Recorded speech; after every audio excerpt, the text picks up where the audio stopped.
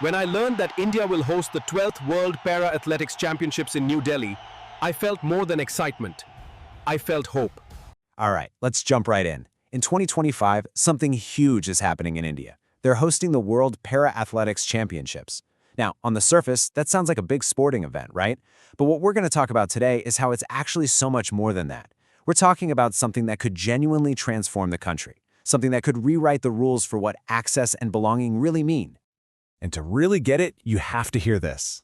This quote comes from a low-vision athlete and advocate, and it just hits you. It's not just about excitement for the games themselves, it's about hope. The kind of hope that a single event can spark a real, lasting change for an entire country. And honestly, that's the real story here. Yeah, that feeling of hope. That's exactly why this isn't just about who wins the medals. Think of this event as a massive catalyst. It's a chance to get the entire nation talking about what accessibility really looks like. Okay, so let's quickly cover the basics, just so we're all on the same page. We're talking about the 12th World Para Athletics Championships. It's happening in New Delhi at the famous Jawaharlal Nehru Stadium, running from September 27th to October 5th, 2025. So, those are the hard details.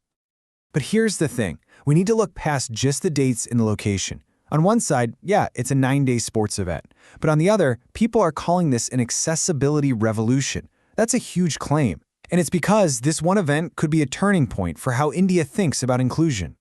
And when you dig down into what a revolution like that is all about, you get to something really fundamental, something we all need, that feeling of belonging. So let's talk about what that actually feels like, what real inclusion means in a situation like this. You see, true inclusion, it's not just a checkbox you take off. It's not about just saying, hey, we built a ramp. It's about the entire experience. It's that moment when you can leave your home, get to the stadium, find your seat, and you just feel like you belong there. No stress, no barriers. It's a feeling, not just a feature. So why is this championship such a big deal? Why is it this massive opportunity? Well, we've boiled it down to 4 key reasons that really show you what's at stake here. All right, number 1. This is about building a legacy that lasts. I mean, the Jawaharlal Nehru Stadium is getting a brand new world-class track. But the best part, after the games are over, it's not just going to sit there. It's set to become a permanent high-performance training hub for para-athletes in India. That's huge. It's infrastructure with a real future. And that right there is the key. This isn't just some temporary facelift for a big event. It's not a showcase. It's being seen as a promise, a real, long-term commitment to para-athletes and accessible sports. Okay, number 2. India is stepping up as a global leader here. Think about it. For the first time, India isn't just sending a team, it's hosting the world. And this whole thing is backed by the government's Accessible India campaign, which is already trying to improve public spaces. So you've got this perfect blend of national policy meeting global ambition. Number 3. This brings it all back to that personal feeling of belonging we talked about. Because for that to be real, the accessibility has to be absolutely seamless.